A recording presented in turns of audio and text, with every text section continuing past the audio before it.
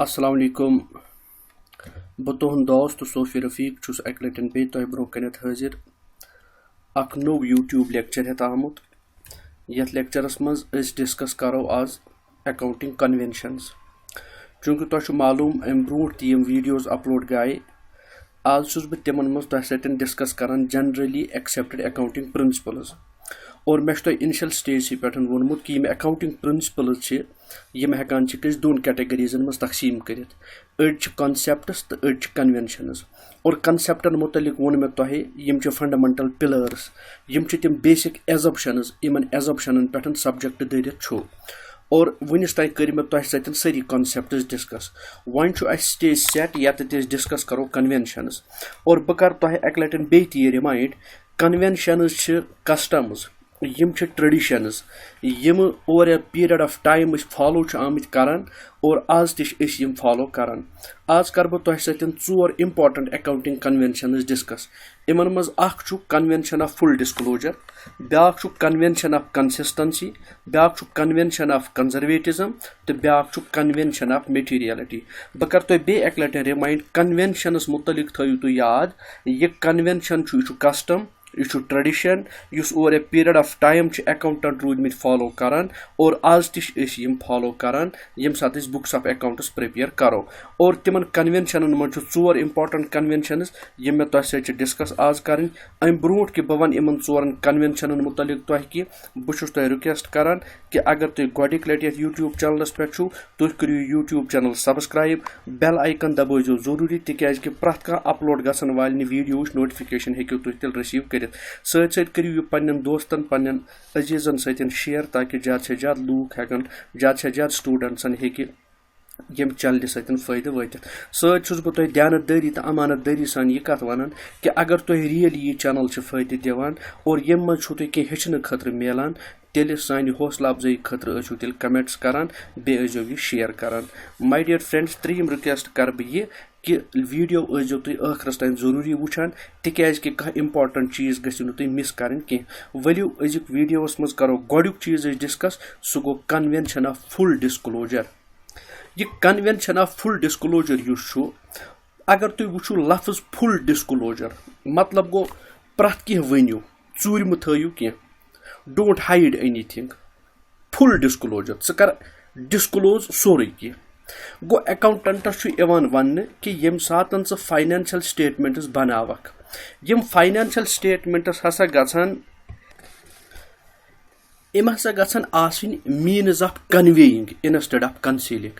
यानी फाइनेंशियल स्टेटमेंटो जरिए गछक कह इन्फॉर्मेशन वातनाउन, गछक कुन इन्फॉर्मेशन इजहार करन, नॉट गछ इन्फॉर्मेशन गछ कंसील गछन कह। गो कन्वेंशन ऑफ फुल डिस्क्लोजर यह समझावान कि बुक्स ऑफ अकाउंट्स यम फाइनेंशियल स्टेटमेंट्स यम यह गछ सानि खतर आसुन means to convey information, a mode to convey information. यह गछ सानि खतर कंसीलिंग, कह चीज हाइड कर चूर थावन जरिए गि बन कह।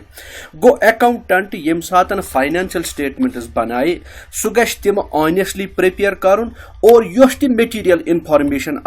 सो मेटीरियल इन्फॉर्मेशन गछ सह ऑनेस्टली डिस्क्लोज कर, सह गछ कह चीज हाइड कर कह, सह गछ कह चीज चूर थावन कह। और अगर सह सोरे चीज ब्रोह कुन अन तिकाज कि येल सह फुली कह चीज डिस्क्लोज कर, he should disclose in full fair and adequate. यम सतन येल सह फुल डिस्क्लोज कर, कह चीज थाय सह चूर कह, तेल यम अकाउंटिंग यूजर्स आसन या यम फाइनेंशियल स्टेटमेंटन हंद यूजर्स आसन तेली हेकन तिम एग्जैक्ट डिसीजन मेकिंग नित, तेली हेकन तिम करेक्ट असेसमेंट कर ऑर्गेनाइजेशन किस ऑपरेटिंग परफॉर्मेंस मुतलिक, तिम हेकन एग्जैक्ट एनालिसिस कर फाइनेंशियल पोजिशनस मुतलिक। यानी बिजनेस कन असरार रमूजन, बिजनेस कन स्ट्रेंथन तो बिजनेस कन वीकनेसन मुतलिक हे एग्जैक्ट इन्फॉर्मेशन तेली हासिल गछित येल अकाउंटेंटन सोरे कह डिस्क्लोज कोर्मुत तम चूर थोमुत कह। हाँ, अगर अकाउंटेंटन कह चीज हाइड कोर्मुत कह चीज तम चूर थोमुत अगर तम कह इंपॉर्टेंट इन्फॉर्मेशन या कह रेलिवेंट इन्फॉर्मेशन कंसील कर्मुत गो युस इन्फॉर्मेशन ब्रोह कुन अनान सह इनएग्जैक्ट यस इन्फॉर्मेशन ब्रोह कुन अनान सह अड़ी सह हाफ ट्रुथ सह सारी रियलिटी कह नतीज तथ इन्फॉर्मेशन पे डिसीजन यी नीन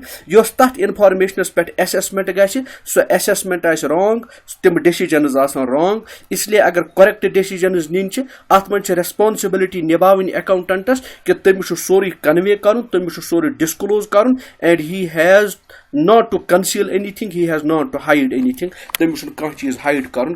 गो कन्वेंशन ऑफ फुल डिस्क्लोजर यह कथ वनान कि अकाउंटिंग मज हसा गि accountant each and everything disclose कर सह गि कंसील कर ब्याख कन्वेंशन तथ वन कन्वेंशन ऑफ कंसिस्टेंसी लफ्ज कंसिस्टेंसी क्या गो कंसिस्टेंसी गो लगातार कंटिन्यूटी और तुझु पता कि यम सात फाइनेंशियल स्टेटमेंट बनावा यम सात अकाउंटिंग बुक्स बनावा वरी पत वरी यम सात बनावो प्रॉफिट एंड लॉस वरी पत वरी यम सात बनावो बैलेंस शीट सानि खतर यह इंपॉर्टेंट बनान कि करो ये बैलेंस शीट करो ये प्रॉफिट एंड लॉस यह रोजो कंपेयर करान क्या रोजो कंपेयर करान तिक्याज कि कंपैरिजन करने सतन गसान वुचान कि परस क्या पोजिशन यहस क्या पोजिशन ये तुम कंपैरिजन करें बिटवीन फाइनेंशियल स्टेटमेंट्स डिफरेंट वरियन मज फाइनेंशियल स्टेटमेंट्स बन अगर तुम तिमन मज कंपेयर कर तिमन मज कंपेयर तेली पॉसिबल ये तुम अकाउंटिंग पॉलिसीज या अकाउंटिंग मेथड्स तुम फॉलो कर्मित अकाउंटिंग पॉलिसी या अकाउंटिंग मेथड्स तुम अडॉप्ट कर्म तिमन मज कंसिस्टेंसी मेंटेन कर्म तिमन मज कंटिन्यूटी मेंटेन कर्म अगर तुम प्रथ वरी अकाउंटिंग पॉलिसी रूजू चेंज कर अगर तुम प्रथ वरी अकाउंटिंग मेथड्स रूजू बदलाव अक वरी करू तुम मेथड अडॉप्ट बेक वरी करू तुम ब्याक मेथड अडॉप्ट तमुक मतलब गो यम डिफरेंट मेथड फॉलो कर डिफरेंट अकाउंटिंग पॉलिसीज फॉलो कर फाइनेंशियल स्टेटमेंट्स बन तिमन मज comparison very difficult and it is damn impossible अगर वो कंपैरिजन करो तम कंपैरिजन सतन मिलन रेलिवेंट रिजल्ट्स कह एप्रोप्रिएट रिजल्ट्स कह गो अगर तुम यहां एप्रोप्रिएट रिजल्ट्स अन अगर तुम यहां गुड रिजल्ट्स हासिल करें by comparison so through comparison good results can be achieved but the point is यम तुम अकाउंटिंग पॉलिसीज अडॉप्ट करू यम तुम अकाउंटिंग मेथड्स अडॉप्ट करू तिमन मज रूजू कंटिन्यूटी अप्लाई कर तमुक मतलब गो कन्वेंशन ऑफ कंसिस्टेंसी तेल यह कथ फिक्री तारान दपान अगर हसा तुम फर्म अगर हसा अक ऑर्गनाइजेशन अकाउंटिंग पॉलिसी कह अडॉप्ट कर या accounting method core adopt use core accounting method कह अकाउंटिंग मेथड मिसाल के तौर पर एसेटस करें charge depreciation assets depreciation charge करने खतर straight line method written down value method या बाकी मेथड्स गो यमो डिफरेंट अकाउंटिंग मेथडो मज यम सात अक बिजनेसन अख method adopt core convention of consistency one method से अडॉप्ट कोरुत वह कर यह कंटिन्यूसली यह मेथड फॉलो अगर स्टॉक वैल्यूएशन करें स्टॉक वैल्यूएशन खतर अगर चे LIFO HIFO FIFO weighted average whatever method से अडॉप्ट कोरुत गो once a method selected once a method followed once a policy adopted it must go on it must not change यह policy यह method पजो तुम continue कर प्रथ worry पजो यह method तुम फॉलो कर तुम पजन पॉलिसीजन मज तुम पजन मेथड वरी पत वरी बदलावन कह बिकॉज अगर वरी पत वरी मेथड बदलन कंपैरिजन बनन तेल वेरी डिफिकल्ट मगर यह थो तुम याद यह प्रिंसिपल सह प्रिंसिपल यह कतन वन कि हसा मेथड अडॉप्ट कोरुत वो मह बदलाव कह अगर नो कह इम्प्रूवड मेथड आव यह वन कि यह गि रूटीन बन कह रूटीन गि बन कि प्रथ वरी बदलाव मेथड हाँ अगर हसा अख इम्प्रूवड मेथड ब्रोह कुन आव अगर अख बेटर मेथड ब्रोह कुन आव अगर अस निश वैलिड रीजनस कि अस पन अख मेथड इस अडॉप्ट वुनिस तुम कोर्मुत ये योर नसा यहां यूज कर तिक्याज कि अत मेथडस मज कह लेक्यू नाज अत मेथडस मज कह डिमेरिट्स अत मेथडस मज कह प्रॉब्लम्स युस हसा नो मेथड अम बदले अडॉप्ट करो सह हसा a good method सह हसा इम्प्रूवड मेथड सह हसा बेटर मेथड यम सातन यह चीज गि यम सात यह चीज गि तम सात एलो कर कि हेको इम्प्रूवड अकाउंटिंग मेथड ते एडॉप्ट कर गो कन्वेंशन ऑफ कंसिस्टेंसी तम विज वनान कि हेको मेथड चेंज कर हेको मेथड बदल मगर ये इम्प्रूवड मेथड आस ब्रो कुन ये बेटर मेथड आस ब्रो कुन इन प्लेस द मेथड युस ऑलरेडी एडॉप्ट कोर्मुत गो कंसिस्टेंसी कतन ते फॉरवर्ड कर यह कतन ते रुकावान कि पज मेथड चेंज कर मगर रूटीनली ऑफ एंड ऑन हंग तो मंगे रोजन मेथड चेंज कर यह सही कत कह हाँ वह अगर कुन वज चेंज कोर बस सपद मजबूरी वारिया ज़्यादा मजबूरी पेश कह लॉजिकल रीजनस ब्रो कह वैलिड रीजनस ब्रो कन यम कि वजह सत अकाउंटिंग मेथड पे चेंज कर ये वरी ये अकाउंटिंग मेथड चेंज करो तम अकाउंटिंग मेथड चेंज कर सत कुछ इफेक्ट पे सान फाइनेंशियल स्टेटमेंटन पे सह क्लियरली मेंशन कर ब्या कथ थो तुम याद बो तुम वन मिसाल के तौर पर कन्वेंशन ऑफ कंसिस्टेंसी क्या वन अगर हसा तुम डेप्रिसिएशन चार्ज करने खतर स्ट्रेट लाइन मेथड एडॉप्ट करू तू रूजू तेल यो मेथड एडॉप्ट कर तू रूजू यो मेथड एडॉप्ट कर मगर तमिक कतन मतलब गो कि तुम अगर स्ट्रेट लाइन मेथड बदल ब्या इम्प्रूवड मेथड ब्रो कन आव तु क्या करू सह एडॉप्ट मगर ऑल टुगेदर प्रथ वरी चेंज कर जेन्युइन चीज कह हाँ तम वरी छो तुम गुंजाइश अकाउंटिंग मेथड या अकाउंटिंग पॉलिसी चेंज कर ये वरी कर हेक्यू तुम यह चीज कर to comply with the provisions of law कानून बदलियाव अम कानून कि बदलन सतन तुम जरूरत कि तुम old and traditional methods avoid करें और नई मेथड तुम यूटिलाइज करें नई मेथड तुम इम्प्लीमेंट करें तम वि तुम कानून पालन करने खतर तम वि तुम कानून अपनाने खतर लॉ एडॉप्ट करने खतर तम विजन तुम जरूरी कि तुम हेकू तम विजन अकाउंटिंग पॉलिसी या अकाउंटिंग मेथड बदल या accounting standard core no accounting standard आव कह ब्रो कुन institute of chartered accountants of India accounting standard कह ब्रो कुन ओन और सह अकाउंटिंग स्टैंडर्ड तुम नेसेसरली फॉलो कर तम विजन हेकू तुम अकाउंटिंग मेथड चेंज कर या अगर तुम बासो अकाउंटिंग मेथड वुनिस तान एडॉप्ट कोर यह अमि एडॉप्ट कर ट्रू एंड फेयर पिक्चर हेकान बिजनेस ऑर्गेनाइजेशन ब्रो कन इन कह वह हसा अगर इसका नो मेथड एडॉप्ट करो तम सह एग्जैक्ट तो फेयर पिक्चर बिजनेस ब्रो कुन तम विज तुम इजाजत ब्या चीज तम विज तुम इजाजत ये विज तुम बासो कि ऑलरेडी मेथड एडॉप्ट करान अमि मुकाबल हसा बेटर मेथड आज ब्रो कुन आमुत बेटर मेथड एडॉप्ट करो तम विज पॉसिबल मगर रूटीनली नॉर्मल कंडीशन मज चूंकि यम तिम एबनॉर्मल कंडीशन वनो न एबनॉर्मल बल्कि वनो यम कह तिम सर्कमस्टांसेस खड़ा गम सर्कमस्टांसेसन मन सिचुएशन मज adopt method change adopted method change कर रूटीन गि यह बन कि रोजो मेथड्स अक वरी एडॉप्ट कर बेक वरी ब्या एडॉप्ट कर अक वरी त्रो asset and depreciation straight line सतन बेक वरी त्रो रिटन डाउन वैल्यू सतन अक वरी करो स्टॉक वैल्यू लीफो मेथड सतन बेक वरी करो स्टॉकस वैल्यूएशन फीफो मेथड सतन यह चीज गि बिजनेस उसूल बन कह बिकॉज अगर यह बिजनेस उसूल बनो तेल हे कंपेरिजन पॉसिबल गि त्रीम कन्वेंशन इस कन्वेंशन में तुम सो डिस्कस कर सह convention of conservatism convention of conservatism यह बेसिकली अकिस इंपॉर्टेंट चीजस एड्रेस कर फ्यूचर मुस्तकबिल इन वोल वक्त अत मज अनसर्टनिटीज यह टोटल अनसर्टन अत मुतलिक पाई कहीं कि अत मज क्या एज ए बिजनेस ऑर्गेनाइजेशन यह फ्यूचर अत मज सान खतर कह पॉजिटिव तथ अत मज सान खतर नेगेटिव तथ मज हेकन सान खतर प्रॉफिट्स तो गेन्स तथ मगर अत मज हेकन सान खतर कह डिफरेंट लॉसेस तथ कन्वेंशन ऑफ कंजर्वेटिज्मस ब्या नाव प्रूडेंस या कन्वेंशन ऑफ कंजर्वेटिज्म वनतोस या कन्वेंशन ऑफ प्रूडेंस तुम वनतोस यह एज एन अकाउंटेंट वन दपान you have to be very cautious तुम हसा पॉलिसी कर adopt playing safe you must playing safe while recording business transaction and events तमिक मतलब गो यह वनान दपान एज एन अकाउंटेंट तुम करू anticipate no profits but provide for all losses युस हसा मुस्तकबिल युस हसा फ्यूचर तुम करू अत फ्यूचरस मुतलिक कंजर्वेटिव पॉलिसी एडॉप्ट तुम दपू एंटिसिपेट नो प्रॉफिट नसा गसने but provide for all losses हसा गसन सिर्फ लॉसेस ये तो ये पॉलिसी अडॉप्ट करू कि एंटिसिपेट नो प्रॉफिट कोई नफा नहीं होगा कोई प्रॉफिट नहीं होगा but provide for all losses अत मज गसन लॉस अमुक नतीज क्या अमुक नतीज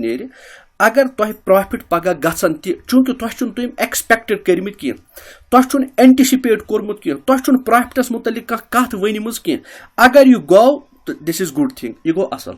अगर गो न यह प्रॉफिट कह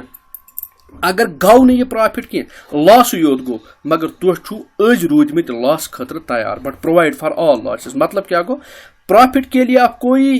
तवक्का न रखें आप प्रॉफिट के बारे में कुछ न सोचें लेकिन जो आने वाले लॉसेस हैं जो प्रोबेबल लॉसेस हैं जो पॉसिबल लॉसेस हैं जो लॉसेस हो सकते हैं उनके लिए आप आज ही से तैयार रहें उनके लिए आप आज ही से कोशिश करें गो सिंपल वर्ड्सन मज प्रिंसिपल ऑफ कंजर्वेटिज्म वन कि अकाउंटेंट हसा अमिस हसा पज न एक्सपेक्ट कह इनकम कर फ्यूचरस मज मगर अमिस हसा पज तैयार रोजुन कम खतर अमिस हसा पज तैयार रोजुन पॉसिबल लॉसेजन खतर गो कंजर्वेटिज्म प्रिंसिपल यह कथ हेचनावान कि तुह रूजू वेल प्रिपेयर्ड तुह करू गॉड तुह रूजू वेल प्रिपेयर्ड तुह रूजू गॉड तुह रूजू कॉशियस अबाउट फ्यूचर लॉसेस तवे वुचान कि यह कंजर्वेटिज्म कॉन्सेप्ट या कंजर्वेटिज्म प्रूडेंस प्रिंसिपल यह वन दपान अगर हसा तुह स्टॉक वुचू अत कॉस्ट प्राइस अत मार्केट वैल्यू तुह करू record which ever is less यह हसा गई कंजर्वेटिज्म से फॉर एग्जाम्पल स्टॉक तुम 100 रुपयस दुकानस मज मगर मार्केटस मज 70 रुपये तुह दीप 70 रुपये तुह मे वनिव 100 कह या तुह मुख्तलिफ चीजन हिंद खतर रिजर्व्स करान क्रिएट तुह मुख्तलिफ चीजन हिंद खतर प्रोविजन्स करान क्रिएट मिसाल तुह निश नीव माल कंस वजुम तुह थो provision for bad debt create कर एक्सपेक्टेड हसा यमो लूको वजुम नीव अम मज खेन कह पोस बुथ हसा provision for taxation tax booth दिन बुथ हसा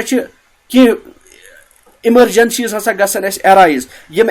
इमरजेंसीज यम कंटेंजेंसीज टैकल करने खतर well prepared गसो Rojan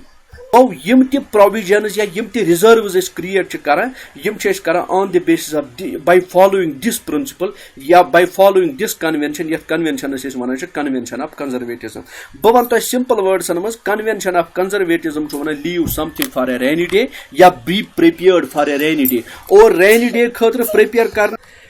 leave something for a rainy day अम बुर दह खतर कह बचाई थावन वन यह गो convention of conservatism go as an accountant तमिस प्ले कर सेफ तमिस याद थावन प्रॉफिटो खतर तमिस तैयार रोजुन कह मगर तमिस ऑल पॉसिबल तम मेजर्स तुलन यम पॉसिबल मेजर्स पॉसिबल तमिस पजन तम तुलन ताकि यम फ्यूचर लॉसेस ब्रोह कुन इन वल तम फ्यूचर लॉसेस या तम फ्यूचर अनसर्टनिटीज तिमन कवर करने खतर यह सो आज हे कर पज तमिस कर यह कन्वेंशन ऑफ कंजर्वेटिज्म ब्या कॉन्सेप्ट या ब्या कन्वेंशन तथ वन कन्वेंशन ऑफ मेटीरियलिटी गोच कत बूझू अत मेटीरियलिटी मुतलिक convention of materiality basically exception to full disclosure चूंकि फुल डिस्क्लोजर कन्वेंशनस मज वन मे तुह अकाउंटेंटस हसा पज सोरे डिस्क्लोज कर तमिस नसा पज चूर कहीं थावन अकाउंटेंटस हसा पज सोरे डिस्क्लोज कर तमिस पज चूर कह थावन मगर युस यह कन्वेंशन ऑफ मेटीरियलिटी यह वन दपान यह कॉन्सेप्ट फिक्र तारान दपान अकाउंटेंट हसा युस आसि तमिस हसा पज न पनुन टाइम पन एफोर्ट वेस्ट करें कह रिकॉर्डिंग तो प्रेजेंटिंग मज तम फैक्ट्स मेटीरियल या यम फैक्ट्स इमेटीरियल गो ये फैक्टन ज किस्म गसान मेटीरियल फैक्ट्स बे immaterial facts convention of materiality वन यम मेटीरियल फैक्ट्स आसन तिमन पे अगर अकाउंटेंट सज एनर्जी कंज्यूम गस तम सद एफोर्ट्स कंज्यूम गसन तम सज टाइम कंज्यूम गसन बिकॉज यह इम्पोर्टेंट तमिस पजन करें अगर तम सद एफोर्ट्स कंज्यूम गसान तम सद एफोर्ट्स वेस्ट गसान तम सद टाइम वेस्ट गसान रिकॉर्डिंग या प्रेजेंटिंग तिमन फैक्टन मज यम फैक्ट्स इमेटीरियल गो ये क्वेश्चन गसान खड़ा तेल कमन वनो मेटीरियल फैक्ट्स कमन वनो इमेटीरियल फैक्ट्स कम मेटीरियल फैक्ट्सन पे पज हुमिस टाइम दिन फोकस कर और कम इमेटीरियल चीज इम तमिस पजन नजरअंदाज करें यम साथ कत करो मेटीरियल फैक्टन मेटीरियल फैक्ट डिपेंड आसान दोन चीजन पे यानी नेचर ऑफ आइटम क्या तो अमाउंट कूता इन्वॉल्व तथ मज तुह गछ कत याद थी मेटीरियल फैक्ट गो सह फैक्ट यथ फैक्टस रीजनेबली हेको वन कि सह फैक्ट अगर नजर अंदाज सपुद तमिक इन्फ्लुएंस पे डिसीजन मेकिंग पे, तमिक बोड़ असर पे डिसीजन मेकिंग पे, यानी डिसीजन मेकिंग टोटली रॉन्ग अगर सह फैक्ट इग्नोर गो, अगर सह फैक्ट नजर अंदाज सपुद। सह फैक्ट युस अगर नजर अंदाज ते और तमिक बोड़ असर पे डिसीजन मेकिंग पे कह, यानी डिसीजन मेकिंग गि तम सत गलत कह वन सह हसा गो इमेटीरियल फैक्ट। बह समझाव तुह एक एग्जाम्पल से, तुह बूझो कह बिजनेस ऑर्गेनाइजेशनस मज तिम ट्रांजैक्शंस गि तिम इवेंट्स गमन इवेंटन मज अमाउंट इन्वॉल्व सह तूत स्मॉल अमाउंट कि अगर सह स्मॉल अमाउंट नजर अंदाज ते या अगर सह स्मॉल अमाउंट इग्नोर ते तम सत पे बड़ फर्क डिसीजन मेकिंग पे कह। बह वनो तुह मिसाल, बह दिमो तुह मिसाल, अस हेत अकिस करोड़स रॉपियस गुड्स, अकिस करोड़स रॉपियस हेत गुड्स, यह गो तुथ मटीरियल फैक्ट अगर यह इग्नोर गि, अगर यह रिकॉर्ड कुन जाए गि अम सत पे बड़ फर्क डिसीजन मेकिंग पे। तम अलाव हेतमित इरेजर 2, अगर इरेजर 2 4 रॉपियन हेत या 2 तो 4 3 3 6 रॉपिय, कत अकिस करोड़स गुड्स हेतमित, कत 2 इरेजर हेतमित, यम 2 इरेजर 4 रॉपियन हेत अगर इग्नोर ते गि यूथ फैक्ट अम सत यी न बूचाल डिसीजन मेकिंग पे कह। गो तवे मे ये लिखमुत कि केसेस तिम ये अमाउंट इन्वॉल्व तूत स्मॉल तत स्ट्रिक्टली फॉलो कर फुल डिस्क्लोजर कॉन्सेप्ट नसा या तत फुल डिस्क्लोजर या फॉलो कर नसा अक्लमंदी कह। मिसाल के तौर पर इरेजरन हुंद स्टॉक, पेंसिलन हुंद स्टॉक, स्केल्स अनान यम या अना कार्बन पेपर अना या पेपर शीट अना यम एसेट हावान कह, यम एसेट हावान। दो बह वन तुह कत सिंपल अगर अस रबर ओन, इरेजर ओन, इरेजरस ठीक टाइम नेरान, पेंसिलस ठीक टाइम नेरान, अगर यह तम बावजूद एसेट माना कह बिकॉज यह तूत लकुट फैक्ट, यह तूत लकुट फैक्ट अमि फैक्ट सत पे न बड़ असर बिजनेस किस डिसीजन मेकिंग पे कह। गो तुह वुचुन एज एन अकाउंटेंट कि फैक्ट्स तिम यम फैक्ट्स तीत इम्पॉर्टेंट कि तिमन मज तूत मटीरियल अमाउंट इन्वॉल्व कि अगर तिम इग्नोर गसन, नजर अंदाज गसन, तिमो सती डिसीजन मेकिंग पे बिल्कुल बोचाली। अत मुकाबल कह तिम फैक्ट्स, कह तिम ट्रांजैक्शंस इमन मज अमाउंट तूत स्मॉल कि अगर तिमन स्मॉल अमाउंटन डिस्क्लोज करने बीठ तथ पे टाइम कंज्यूम गि और तमिक सहल, मगर सह टाइम कंज्यूम गसान तमिक इफेक्ट डिसीजन मेकिंग पे सह पे बोड़ डिसीजन कह गई। तह दिम ब्या मिसाल, मिसाल के तौर पर अ खर्चा गोमुत 10,99 रॉपिय तो 50 पोस, खर्चा गोमुत 10,99 रॉपिय तो 50 पोस। अकाउंटेंट अगर यह खर्च for the sake of simple calculation खतर अगर सह अत रॉपियस 1,000 लिखि, ₹1100 अत लिखि, यह कर नो तूफान वत अम सत बिकॉज 50 पोसन हुंद अमाउंट तूत बिग अमाउंट कि यम सत डिसीजन मेकिंग पे बोड़ असर पे। गो गर्ज क्या मे वन, गर्ज मे वन अगर सेल गई अस टोटल रॉपियस 50,000, 50,999 रॉपिय गई सेल, अगर 51,000 अत लिखो यह 1 रॉपय इमटीरियल, यह तूत बोड़ मटीरियल फैक्ट कह कि यह मटीरियल फैक्ट सत डिसीजन मेकिंग ऑल टुगेदर बदल, सोन डिसीजन बदल। गो कन्वेंशन ऑफ मटीरियलिटी समझन कोशिश कर, यह total opposite to full disclosure. Full disclosures मज क्या पज कह चीज चूर थवन कि पे सोरे ओपन कर, मगर convention of materiality one open क्या पज कर, मटीरियल फैक्ट पजन ओपन कर। तिम इमटीरियल फैक्ट्स पजन जरूरी तिम ओपन कर, तिम मटीरियल फैक्ट्स जरूरी डिस्क्लोज कर, कम इमटीरियल फैक्ट यमन इमटीरियल फैक्टन तूत हेकत तो सकत कह, तिमन इमटीरियल फैक्ट्स तीत बड़ फैक्ट्स कह यमो सत डिसीजन मेकिंग बदल। गो कन्वेंशन ऑफ मटीरियलिटी वन करू सा तुम डिस्क्लोज, मगर मटीरियल फैक्ट यम इमटीरियल आसन तिमन इमटीरियल पे मत कर तो पन एनर्जी पन टाइम वेस्ट कह, तिकाज कि यम हसा तिम फैक्ट्स, यमो फैक्टो सत रीजनेबल इन्फ्लुएंस पेवान डिसीजन मेकिंग पे कह, युस डिसीजन मेकिंग करान सानि बिजनेसिक users. Hope my dear friends यह सेशन आश तुहंद खतर फ्रूटफुल रूदमुत। अगर यह वाकई फ्रूटफुल रूदमुत तेल करियो तुह लाइक और पन्न दोस्तन सत करियो share. Thanks for watching. Fee Aman Allah.